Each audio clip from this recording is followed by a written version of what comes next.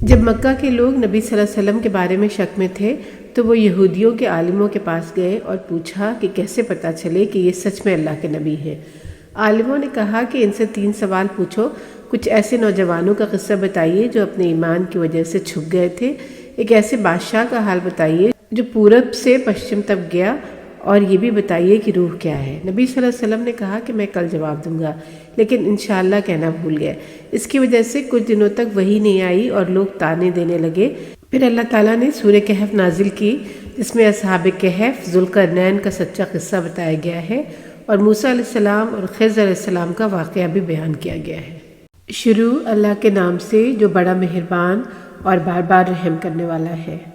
سب تعریف اور تمام خوبیاں بس اسی ایک اللہ کے لیے ہے جس نے اپنے بندے پر یہ کتاب اتاری اور اس میں کوئی ٹیڑھا پن نہیں رکھا۔ یہ کتاب بالکل سیدھی ہے، اس کے ذریعے سب کو خبردار کیا جاتا ہے کہ اللہ کی طرف سے بہت ہی سخت عذاب آنے والا ہے، اور خوشخبری سنائی جاتی ہے ان لوگوں کو جو ایمان لاتے ہیں اور نیک عمل کرنے میں لگ جاتے ہیں، ان کے لیے بہت اچھا بدلہ ہے جس میں وہ ہمیشہ ہمیشہ رہیں گے۔ اور ان لوگوں کو بھی خبردار کر دو جو کہتے ہیں کہ اللہ نے بیٹا بنایا ہے، نہ انہیں اس کا کوئی علم ہے نہ ان کے باپ دادا کو۔ یہ بہت بڑی بات ہے جو ان کے منہ سے نکلتی ہے، یہ لوگ سراسر جھوٹ کہتے ہیں۔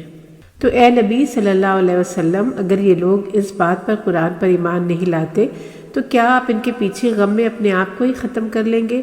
بے شک ہم نے جو کچھ زمین پر ہے اسے زمین کی زینت بنا دیا ہے تاکہ ہم لوگوں کو آزما لیں کہ ان میں عمل میں کون سب سے بہتر ہے، اور یقیناً ہم بنا کر رکھ دیں گے جو کچھ اس زمین پر ہے اسے ایک چٹیل میدان۔ کیا تم سمجھتے ہو کہ غار اور رقیم والے ساتھی ہماری بہت عجیب نشانیوں میں سے تھے؟ جب ان نوجوانوں نے غار میں پناہ لی تو انہوں نے کہا، اے ہمارے رب، ہمیں اپنی طرف سے رحمت عطا فرما اور ہمارے معاملے میں ہمارے لیے عافیت کا راستہ آسان کر دے۔ تو ہم نے غار یعنی گفا میں ان کے کانوں پر کئی سالوں کے لیے نیند کی تھپکی دے دی۔ پھر ہم نے انہیں اٹھا دیا تاکہ ہم دیکھیں کہ 2 گروہوں میں سے کس کو بہتر معلوم ہے کہ وہ وہاں کتنی مدت رہے تھے۔ ہم آپ کو ان کا قصہ حق یعنی پوری سچائی کے ساتھ سنا رہے ہیں۔ وہ کچھ نوجوان تھے جو اپنے رب پر ایمان لائے اور ہم نے انہیں ہدایت میں اور بڑھا دیا، اور ہم نے ان کے دلوں کو مضبوط کر دیا۔ جب وہ بادشاہ کے سامنے کھڑے ہوئے تو انہوں نے کہا، ہمارا رب وہی ہے جو آسمانوں اور زمین کا رب ہے، ہم اس کے سوا کسی اور معبود یعنی عبادت کے لائق کو نہیں پکاریں گے۔ اگر ہم نے ایسا کیا تو ہم بہت غلط بات کہیں گے۔ ہماری اس قوم نے اس کے سوا بہت دوسرے معبود بنا لیے ہیں، تو یہ لوگ ان کے بارے میں کوئی صاف دلیل کیوں نہیں لاتے؟ پھر اس سے بڑھ کر ظالم کون ہوگا جس نے اللہ پر جھوٹ باندھا؟ اور اب جب تم نے خود کو ان لوگوں سے الگ تھلگ کر لیا ہے اور ان سے بھی جن کی وہ اللہ کے سوا عبادت کرتے ہیں، تو اب کسی غار میں پناہ لے لو۔ تمہارا رب تمہارے لیے اپنی رحمت پھیلا دے گا اور تمہارے معاملے میں تمہارے لیے آسانی کا انتظام کر دے گا۔ اور تم سورج کو دیکھتے کہ جب وہ نکلتا تو ان کی غار سے داہنی طرف ہٹ جاتا، اور جب وہ ڈوبتا تو بائیں طرف سے ان سے کترا کر نکل جاتا۔ وہ غار کی کھلی جگہ میں لیٹے ہوئے تھے۔ یہ اللہ کی نشانیوں میں سے ہے، جسے اللہ ہدایت دے وہی ہدایت پانے والا ہے، اور جسے وہ گمراہ کر دے تو اس کے لیے تم کوئی مددگار اور راہ دکھانے والا نہیں پاؤ گے۔ اور اگر تم انہیں دیکھتے تو سمجھتے کہ وہ جاگ رہے ہیں، حالانکہ وہ سو رہے تھے۔ ہم ان کی کروٹیں بدلتے رہتے تھے، دائیں طرف اور بائیں طرف، اور ان کا کتا اپنے دونوں اگلے پنجے پھیلائے ہوئے دہلیز پر بیٹھا تھا۔ اگر تم ان پر جھانکتے تو ڈر کے مارے پیٹ پھیر کر بھاگ جاتے، اور تم پر ان کی طرف سے گھبراہٹ یا ہیبت چھا جاتی۔ اور اسی طرح ہم نے انہیں اٹھا دیا تاکہ وہ آپس میں ایک دوسرے سے پوچھیں۔ ان میں سے ایک نے کہا، تم کتنی دیر یہاں رہے؟ کچھ بولے، ہم 1 دن یا دن کا کچھ حصہ۔ دوسرے نے کہا، تمہارا رب زیادہ جانتا ہے، تم کتنی دیر رہے؟ اب تم اپنے میں سے کسی ایک ساتھی کو یہ چاندی کا سکہ دے کر شہر بھیجو، وہ دیکھے کہ شہر میں کھانا سب سے پاک صاف اچھا کہاں ملتا ہے، پھر وہاں سے تمہارے لیے کھانا لے آئے، اور وہ نرمی سے کام لے اور تمہارے بارے میں کسی کو خبر نہ ہونے دے، کیونکہ اگر وہ تم پر قابو پا گئے تو وہ تمہیں پتھر سے مار ڈالیں گے یا تمہیں اپنے دین میں واپس لے لیں گے، اور تب تم کبھی بھی فلاح یعنی کامیابی نہیں پا سکو گے۔ اور اسی طرح ہم نے لوگوں کو ان کے بارے میں بتا دیا تاکہ سب جان لیں کہ اللہ کا وعدہ سچا ہے اور قیامت آنے میں کوئی شک نہیں۔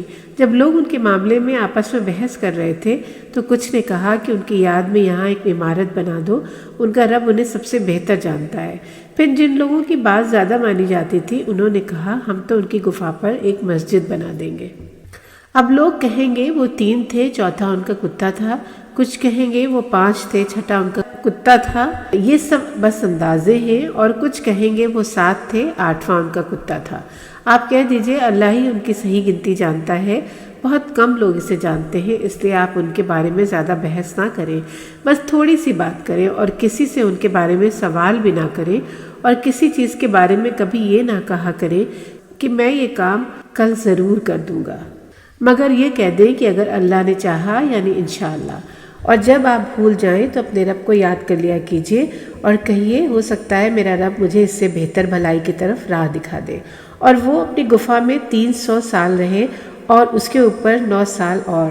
آپ کہیے کہ اللہ بہتر جانتا ہے کہ وہ اس میں جتنا عرصہ رہے، اسی کے لیے ہے آسمانوں اور زمین کا غیب، کیا ہی خوب وہ دیکھنے والا اور کیا ہی خوب وہ سننے والا، اس کے سوا ان کا کوئی مددگار نہیں، اور وہ اپنے حکم میں کسی کو بھی شریک نہیں کرتا۔ اے نبی صلی اللہ علیہ وسلم، آپ تلاوت کیجئے جو آپ کی طرف وحی کی گئی ہے آپ کے رب کی کتاب میں سے، اس کی باتوں کو بدلنے والا کوئی نہیں ہے، اور اللہ کے سوا آپ کو کہیں بھی پناہ نہیں ملے گی، اور اپنے آپ کو روکے رکھیے ان لوگوں کے ساتھ جو اپنے رب کو پکارتے ہیں صبح و شام، وہ اللہ کی رضا کے طالب ہیں اور آپ کی نگاہیں ان سے ہٹنے نہ پائیں، جس سے لوگوں کو یہ گمان ہونے لگے کہ آپ دنیاوی زندگی کی چمک دمک چاہتے ہیں، اور نہ مانیے ایسے شخص کی بات جس کا دل ہم نے اپنی یاد سے غافل کر دیا اور جو اپنی خواہشات کے پیچھے پڑا ہے اور حد سے آگے نکل گیا ہے۔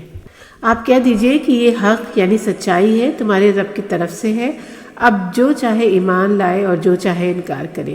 ہم نے ظالموں کے لیے آگ تیار کر رکھی ہے جس کی دیواریں انہیں چاروں طرف سے گھیر لیں گی، اور اگر وہ پانی کے لیے فریاد کریں گے تو انہیں ایسا پانی دیا جائے گا جو ابلتے ہوئے تیل کی تلچھٹ جیسا ہوگا، جو چہروں کو جلا بھون دے گا۔ یہ بہت ہی برا پینا ہوگا، اور جہنم بہت ہی بری آرام کرنے کی جگہ ہے۔ یقیناً جو لوگ ایمان لائے اور انہوں نے اچھے عمل کیے تو ہم اس شخص کا اجر ضائع نہیں کریں گے جس نے اچھا کام کیا۔ انہی لوگوں کے لیے رہنے کے لیے ایسے باغ ہوں گے جن کے نیچے نہریں بہتی ہوں گی، وہاں انہیں سونے کے کنگن پہنائے جائیں گے اور وہ ہرے رنگ کے کپڑے پہنیں گے، باریک ریشم کے بھی اور موٹے ریشم کے بھی۔ وہ تختوں پر ٹیک لگا کر بیٹھیں گے، کیا ہی اچھا بدلہ ہوگا ان کے لیے، اور کیا ہی خوبصورت آرام کی جگہ ہوگی۔ اے نبی صلی اللہ علیہ وسلم، آپ ان کے لیے 2 شخصوں کی مثال بیان کیجئے۔ ہم نے ان میں سے ایک کو انگور کے 2 باغ دیے تھے، اور ہم نے ان دونوں باغوں کو کھجور کے درختوں سے گھیر دیا تھا، اور ان دونوں باغوں کے درمیان کھیتی کا بھی انتظام رکھا تھا۔ دونوں باغ اپنا پھل خوب دیتے تھے، اور ہم ان میں سے کچھ بھی کم نہیں کرتے تھے، اور ہم نے ان کے بیچ میں ایک نہر بھی جاری کر دی تھی، اور اس کے پاس بہت سا مال تھا۔ اس نے اپنے ساتھی سے بات کرتے ہوئے کہا، میں تم سے زیادہ امیر ہوں اور میرے ساتھ لوگ بھی تم سے زیادہ ہیں۔ اور وہ اپنے باغ میں گیا اور وہ اپنے اوپر خود ظلم کر رہا تھا۔ اس نے کہا، مجھے نہیں لگتا کہ یہ باغ کبھی برباد ہوگا، اور مجھے یہ بھی نہیں لگتا کہ قیامت آئے گی، اور اگر میں اپنے رب کی طرف لوٹایا گیا تو مجھے اس سے ضرور بہتر جگہ مل جائے گی۔ اس کے ساتھی نے اس سے بات کرتے ہوئے کہا، کیا تو اس اللہ کا انکار کر رہا ہے جس نے تجھے مٹی سے پیدا کیا، پھر گندے پانی کی بوند سے، پھر تجھے ٹھیک ٹھاک انسان بنا دیا؟ لیکن میں تو مانتا ہوں کہ اللہ ہی میرا رب ہے، اور میں اپنے رب کے ساتھ کسی کو بھی شریک نہیں ٹھہراتا۔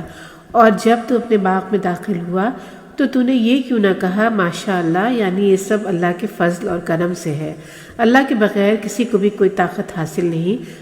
اگر تو مجھے دیکھتا ہے کہ میں تجھ سے مال اور اولاد میں کم ہوں تو امید ہے کہ میرا رب تیرے باغ سے بہتر باغ مجھے دے گا، اور وہ بھیج دے اس تیرے باغ پر کوئی آفت آسمان سے تو وہ ایک صاف چٹیل میدان ہو کر رہ جائے گا، یا اس کا پانی گہرائی میں اتر جائے تو پھر تم اس پانی کو کسی طرح حاصل نہ کر سکو، اور اس کا سارا پھل ختم کر دیا گیا تو وہ ہاتھ ملتا رہ گیا، اس پر جو کچھ اس نے اس میں خرچ کیا تھا وہ باغ گر پڑا تھا اور اپنی چھتریوں پر پوری طرح برباد ہو گیا تھا، اور وہ کہہ رہا تھا، ہائے میری شامت، کاش میں نے اپنے رب کے ساتھ کسی کو شریک نہ ٹھہرایا ہوتا۔ اللہ کے سامنے اس کی مدد کرنے والی کوئی جماعت نہیں، اور نہ ہی وہ خود بدلہ لینے کے قابل تھا۔ یہاں تو تمام اختیار اللہ ہی کا ہے جو الحق یعنی سچا ہے، وہی بہتر ہے انعام دینے میں، اور وہی بہتر ہے عاقبت کے اعتبار سے۔ اور لوگوں کے سامنے دنیا کی زندگی کی ایک مثال بیان کرو، یہ ایسی ہے جیسے پانی جسے ہم نے آسمان سے اتارا، اسے زمین کی ہریالی نکل آئی، پھر وہ سوکھ کر چور چور ہو گئی، جیسے ہوائیں اڑتی پھرتی ہیں، اور اللہ ہر چیز پر پوری طاقت رکھنے والا ہے۔ مال اور بیٹے دنیا کی زندگی کی زینت ہیں، اور باقی رہنے والی نیکیاں آپ کے رب کے نزدیک ثواب کے لحاظ سے بھی بہتر ہیں اور امید کے اعتبار سے بھی۔ اور جس دن ہم پہاڑوں کو چلائیں گے اور تم زمین کو بالکل صاف اور چٹیل دیکھو گے، اور ہم سب لوگوں کو جمع کر لیں گے اور ان میں سے کسی ایک کو بھی نہیں چھوڑیں گے، اور سب لوگ تمہارے رب کے سامنے قطاروں میں پیش کیے جائیں گے، تب ان سے کہا جائے گا تم ہمارے پاس ویسے ہی آ گئے ہو جیسے ہم نے تمہیں پہلی بار پیدا کیا تھا، بلکہ تم تو یہ سمجھ بیٹھے تھے کہ ہم تمہارے لیے وعدے کا کوئی وقت مقرر ہی نہیں کر سکیں گے، اور رکھ دیا جائے گا اعمال نامہ۔ تب تم مجرموں کو دیکھو گے کہ وہ اس سے ڈر رہے ہوں گے جو کچھ اس میں ہوگا، اور وہ کہیں گے ہائے ہماری شامت، یہ کیسا اعمال نامہ ہے، اس نے نہ تو کسی چھوٹی چیز کو چھوڑا ہے اور نہ کسی بڑی کو، مگر اسے محفوظ کر رکھا ہے۔ انہوں نے جو بھی کیا ہوگا وہ سب ان کے سامنے موجود ہوگا، اور تمہارا رب کسی پر بھی ظلم نہیں کرے گا۔ اور یاد کرو جب ہم نے فرشتوں سے کہا تھا کہ آدم کو سجدہ کرو تو انہوں نے سجدہ کیا، مگر ابلیس نے نہیں کیا، وہ جنوں میں سے تھا تو اس نے اپنے رب کے حکم کی نافرمانی کی۔ تو کیا تم اسے اور اس کے اولاد کو میرے سوا دوست بناتے ہو، حالانکہ وہ تمہارے دشمن ہیں؟ کیا ہی برا بدلہ ہے ظالموں کے لیے۔ میں نے انہیں نہ تو آسمان اور زمین کی پیدائش پر گواہ بنایا تھا اور نہ ہی ان کی اپنی پیدائش پر۔ میں بہکانے والوں کو اپنا مددگار بنانے والا نہیں تھا۔ اور جس دن وہ کہے گا کہ جنہیں تم میرا شریک سمجھتے تھے انہیں پکارو، تب وہ انہیں پکاریں گے مگر وہ کوئی جواب نہیں دیں گے، اور گناہ گار لوگ آگ کو دیکھیں گے اور جان جائیں گے انہیں اسی میں ڈالا جانے والا ہے، وہ اس سے بچنے کی کوئی جگہ نہیں پائیں گے۔ اور ہم نے اس قرآن میں لوگوں کی ہدایت کے لیے ہر طرح کی مثالیں بار بار بیان کر دی ہیں، لیکن انسان ساری مخلوقات میں سب سے زیادہ جھگڑالو ہوئے۔ جب لوگوں کے پاس صحیح راستہ آ گیا تب بھی وہ ایمان نہیں لائے اور اپنے رب سے معافی نہیں مانگی، کیونکہ وہ یہی چاہتے تھے کہ ان کے ساتھ بھی پہلے جیسے لوگوں جیسا ہی ہو، یا ان کے سامنے عذاب آ جائے۔ اور ہم رسولوں کو صرف خوشخبری دینے والے اور ڈرانے والے بنا کر بھیجتے ہیں، لیکن یہ کافر یعنی انکار کرنے والے لوگ جھوٹ کے سہارے جھگڑتے ہیں تاکہ اس کے ذریعے حق یعنی سچ کو جھٹلا دیں، اور انہوں نے میری آیتوں کو اور جس چیز سے انہیں خبردار کیا گیا ہے اسے مذاق بنا لیا ہے۔ اور اس سے بڑھ کر ظالم کون ہوگا جسے اس کے رب کی آیتوں کے ذریعے نصیحت کی گئی، پھر اس نے اس سے منہ پھیر لیا اور وہ بھول گیا جو اس کے اپنے ہاتھوں نے آگے بھیجا تھا۔ یقیناً ہم نے ان کے دلوں پر پردے ڈال دیے ہیں تاکہ وہ اس قرآن کو سمجھ نہ سکے، اور ان کے کانوں میں بوجھ ڈال دیا ہے، اور اگر آپ انہیں ہدایت کی طرف بلائیں تب بھی وہ کبھی ہدایت نہیں پائیں گے۔ اور آپ کا رب بہت بخشنے والا، بہت رحمت والا ہے۔ اگر وہ ان کے اعمال کی وجہ سے انہیں پکڑ لیتا تو بہت جلد ان پر عذاب بھیج دیتا، لیکن ان کے لیے ایک طے کیا ہوا وقت ہے، اور وہ اس کے سوا بچنے کی کوئی جگہ ہرگز نہیں پائیں گے۔ اور یہ وہ بستیاں ہیں جن کے رہنے والوں کو ہم نے تباہ کر دیا جب انہوں نے ظلم اپنایا، اور ہم نے ان کی تباہی کے لیے ایک مقرر وقت تیار کر رکھا ہے۔ اور یاد کرو جب موسیٰ نے اپنے نوجوان ساتھی سے کہا کہ میں چلنا نہیں چھوڑوں گا یہاں تک کہ 2 دریاؤں کے ملنے کی جگہ پہنچ جاؤں، یا میں برسوں تک چلتا ہی رہوں۔ پھر جب وہ دونوں 2 دریاؤں کے ملنے کی جگہ پہنچے تو وہ اپنی مچھلی کو بھول گئے، اور اس مچھلی نے دریا میں سرنگ کی طرح اپنا راستہ بنا لیا۔ پھر جب وہ دونوں وہاں سے آگے نکل گئے تو موسیٰ نے اپنے ساتھی سے کہا اب ہمارا ناشتہ لے آؤ، اس سفر سے ہمیں بہت تھکان ہو گئی ہے۔ اس نوجوان نے کہا دیکھیے جب ہم چٹان کے پاس ٹھہرے تھے تو میں مچھلی کو یاد رکھنا بھول گیا، اور مجھے اس کا ذکر کرنے سے صرف شیطان نے بھلائے رکھا، تو اس نے تو دریا میں بڑے عجیب طریقے سے اپنا راستہ بنا لیا تھا۔ موسیٰ نے کہا یہی وہ بات تھی جس کی ہمیں تلاش تھی۔ پھر وہ دونوں اپنے قدموں کے نشان دیکھتے ہوئے واپس لوٹ پڑے، تو انہوں نے وہاں ہمارے بندوں میں سے ایک بندے کو پایا جسے ہم نے اپنی طرف سے خاص رحمت عطا کی تھی، اور اسے اپنے پاس سے ایک خاص علم سکھایا تھا۔ موسیٰ نے اسے یعنی خضر علیہ السلام سے کہا کیا میں آپ کے ساتھ رہ سکتا ہوں اس شرط پر کہ آپ مجھے اس علم میں سے سکھائیں جو بھلائی آپ کو سکھائی گئی ہے۔ اس نے کہا آپ میرے ساتھ ہرگز صبر نہیں کر سکیں گے، اور آپ اس بات پر کیسے صبر کریں گے جس کی آپ کو پوری خبر نہیں ہے۔ موسیٰ نے کہا انشاءاللہ آپ مجھے صبر کرنے والا پائیں گے، اور میں آپ کے کسی بھی حکم کے خلاف نہیں جاؤں گا۔ اس نے یعنی خضر علیہ السلام نے کہا کہ اگر آپ میرے ساتھ چلنا چاہتے ہیں تو کسی بات کے بارے میں مجھ سے خود سوال نہ کریے گا جب تک کہ میں خود آپ کو اس کے بارے میں نہ بتا دوں۔ پھر وہ دونوں چل پڑے یہاں تک کہ وہ ایک کشتی میں سوار ہوئے، تو اس نے یعنی خضر علیہ السلام نے اس کشتی میں چھید کر دیا۔ موسیٰ علیہ السلام نے کہا کیا آپ نے اس لیے پھاڑ دیا کہ اس کے سواروں کو ڈبو دیں؟ آپ نے تو بہت ہی غلط کام کیا ہے۔ اس نے کہا کہ کیا میں نے آپ سے نہیں کہا تھا کہ آپ میرے ساتھ صبر نہیں کر سکیں گے؟ موسیٰ نے کہا میری بھول پر میری پکڑ نہ کیجیے اور میرے معاملے میں مجھ پر زیادہ سختی نہ کیجیے۔ پھر وہ دونوں آگے چل پڑے، یہاں تک کہ ان کی ملاقات ایک لڑکے سے ہوئی تو خضر نے اس لڑکے کو مار ڈالا۔ موسیٰ نے کہا کیا آپ نے ایک بے گناہ کی جان کو بنا کسی قتل کے بدلے میں مار ڈالا؟ یہ تو آپ نے بہت ہی غلط کام کیا ہے۔ اس نے کہا کیا میں نے آپ سے نہیں کہا تھا کہ آپ میرے ساتھ صبر نہیں کر سکیں گے؟ موسیٰ نے کہا اگر اس کے بعد میں آپ سے کسی چیز کے بارے میں سوال کروں تو آپ مجھے اپنے ساتھ نہ رکھیے گا، آپ میری طرف سے پوری طرح بہانے کی حد تک پہنچ چکے ہیں۔ پھر وہ دونوں آگے چل پڑے، یہاں تک کہ وہ ایک بستی کے لوگوں کے پاس پہنچے۔ انہوں نے بستی والوں سے کھانا مانگا، لیکن انہوں نے ان دونوں کی مہمان نوازی کرنے سے انکار کر دیا۔ وہاں انہوں نے ایک دیوار دیکھی جو گرنے والی تھی، تو خضر نے اسے سیدھا کر دیا۔ موسیٰ علیہ السلام نے کہا اگر آپ چاہتے تو اس پر کچھ مزدوری لے سکتے تھے۔ خضر نے کہا کہ بس اب میرے اور آپ کے بیچ جدائی کا وقت آ گیا ہے، میں آپ کو ان باتوں کی اصل حقیقت بتا دیتا ہوں جن پر آپ صبر نہیں کر سکے۔ جہاں تک اس ناؤ کا معاملہ ہے وہ کچھ غریب لوگوں کی تھی جو ندی میں محنت مزدوری کرتے تھے۔ میں نے چاہا کہ اسے تھوڑا خراب کر دوں کیونکہ ان کے آگے ایک راجا تھا جو ہر ناؤ کو زبردستی چھین لیتا تھا، اور جہاں تک اس لڑکے کا معاملہ ہے تو اس کے ماں باپ دونوں مومن تھے اور ہمیں ڈر تھا کہ وہ بڑا ہو کر ان کو اپنی سرکشی اور کفر میں نہ پھنسا دے، تو ہم نے چاہا کہ ان کا پالنہار اس کی جگہ انہیں ایک اور اولاد دے جو زیادہ پاک دل اور زیادہ محبت کرنے والی ہو۔ اور رہی وہ دیوار تو وہ شہر کے 2 یتیم لڑکوں کی تھی، اس کے نیچے ان دونوں کے لیے خزانہ چھپا ہوا تھا اور ان کا باپ ایک نیک آدمی تھا۔ اس لیے آپ کے رب نے چاہا کہ وہ دونوں اپنی جوانی کو پہنچے اور اپنا خزانہ خود نکال لیں۔ یہ سب باتیں آپ کے رب کی رحمت سے طے ہوئی تھیں، میں نے یہ سب اپنی طرف سے نہیں کیا تھا۔ یہی ہے ان باتوں کی اصل حقیقت جن پر آپ صبر نہیں کر سکے۔ اور یہ لوگ آپ سے ذوالقرنین کے بارے میں پوچھتے ہیں، آپ کہہ دیجئے کہ میں ابھی آپ لوگوں کو اس کا حال بتاتا ہوں۔ ہم نے اسے زمین میں طاقت اور اختیار دیا تھا اور ہم نے اسے ہر طرح کا سامان اور سہولتیں دی تھیں، تو اس نے یعنی ذوالقرنین نے ایک سفر کی تیاری کی، یہاں تک کہ جب وہ سورج کے ڈوبنے کی جگہ پہنچا تو اسے ایسا لگا کہ سورج کیچڑ بھری ندی میں ڈوب رہا ہے۔ وہاں اس نے قوم کو پایا۔ ہم نے کہا اے ذوالقرنین تم چاہو تو انہیں سزا دو اور چاہو تو ان کے ساتھ بھلائی کرو، تمہیں دونوں کا اختیار ہے۔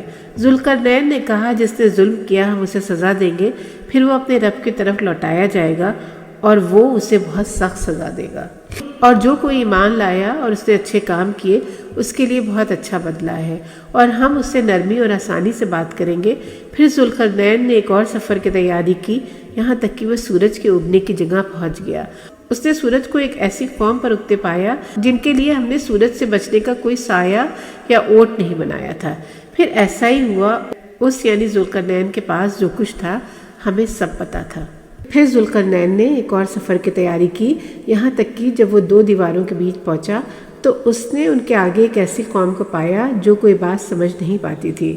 انہوں نے کہا اے ذوالقرنین یاجوج اور ماجوج زمین میں بہت فساد پھیلانے والے لوگ ہیں، تو کیا ہم آپ کو کچھ خرچ یعنی پیسہ دیں تاکہ آپ ہمارے اور ان کے بیچ میں ایک دیوار بنا دیں؟ ذوالقرنین نے کہا میرے رب نے مجھے جو کچھ دیا ہے وہ تمہارے دیے سے کہیں بہتر ہے، بس تم لوگ اپنی طاقت اور محنت سے مدد کرو تو میں تمہارے اور ان کے بیچ ایک مضبوط دیوار بنا دوں گا۔ وہ یعنی ذوالقرنین بولے میرے پاس لوہے کی چادریں لاؤ، یہاں تک کہ انہوں نے دونوں پہاڑوں کے بیچ کی جگہ بھر دی۔ پھر انہوں نے کہا کہ اب آگ جلاؤ۔ جب وہ آگ کی طرح تپنے لگا تو اس نے کہا اب میرے پاس پگھلا ہوا تانبا لاؤ تاکہ میں اسے اس پر ڈال دوں۔ اب نہ تو یہ یاجوج ماجوج اس پر چڑھ سکیں گے اور نہ ہی اس میں سوراخ کر سکیں گے۔ اس نے یعنی ذوالقرنین نے کہا کہ یہ میرے رب کی رحمت ہے، اور جب میرے رب کا وعدہ آ جائے گا تو وہ اسے چور چور کر دے گا، اور میرے رب کا وعدہ سچا ہے، اس دن ہم انہیں چھوڑ دیں گے کہ وہ زمین پر پھیل کر ایک دوسرے میں گھس جائیں گے، اور جب سور پھونکا جائے گا تو ہم سب کو اکٹھا کر لیں گے، اور اس دن ہم جہنم کو کافروں کے سامنے لے آئیں گے۔ وہ لوگ جن کی آنکھیں میری یاد سے پردے میں تھیں اور جو سن بھی نہیں سکتے تھے، کیا کافروں نے یہ سمجھ رکھا ہے کہ وہ میرے سوا میرے ہی بندوں کو اپنا سہارا بنا لیں گے؟ یقیناً ہم نے ایسی کافروں کی مہمان نوازی کے لیے جہنم تیار کر رکھی ہے۔ آپ کہہ دیجئے کہ کیا ہم تمہیں بتا دیں کہ اپنے اعمال کے حساب سے سب سے زیادہ نقصان میں کون ہے؟ وہ لوگ جن کی محنت اور کوشش دنیا کی زندگی میں ہی کھو گئی اور وہ سمجھتے رہے کہ وہ بہت اچھا کام کر رہے ہیں۔ یہی وہ لوگ ہیں جنہوں نے اپنے رب کی آیتوں اور اس سے ملاقات کا انکار کیا، اس لیے ان کے سارے کام بیکار ہو گئے، اور قیامت کے دن ان کے ہر کام کو ہم بے وزن کر ڈالیں گے۔ ان کی سزا جہنم ہے، کیونکہ انہوں نے کفر کیا اور میری آیتوں اور میرے رسولوں کا مذاق اڑایا۔ جو لوگ ایمان لائے اور انہوں نے اچھے کام کیے، ان کی مہمانی کے لیے فردوس کے باغ ہوں گے، اور وہ وہاں ہمیشہ رہیں گے، اس جگہ کو کبھی بدلنا نہیں چاہیں گے۔ اے نبی صلی اللہ علیہ وسلم، آپ کہہ دیجئے، اگر سمندر میرے رب کی باتوں کو لکھنے کے لیے سیاہی بن جائے تو سمندر ختم ہو جائے گا، لیکن میرے رب کی باتیں ختم نہیں ہوں گی، چاہے ہم اس کی مدد کے لیے اتنا ہی ایک اور سمندر لے آئیں۔ اے نبی صلی اللہ علیہ وسلم، آپ کہہ دیجئے، میں تو تم جیسا ہی ایک انسان ہوں، مجھ پر وحی کی جاتی ہے کہ تمہارا معبود جس کی عبادت کی جائے بس ایک ہی معبود ہے۔ تو جو کوئی اپنے رب سے ملاقات کی امید رکھتا ہے، اسے چاہیے کہ نیک اعمال کرے اور اپنے رب کی عبادت میں کسی کو بھی شریک نہ کرے۔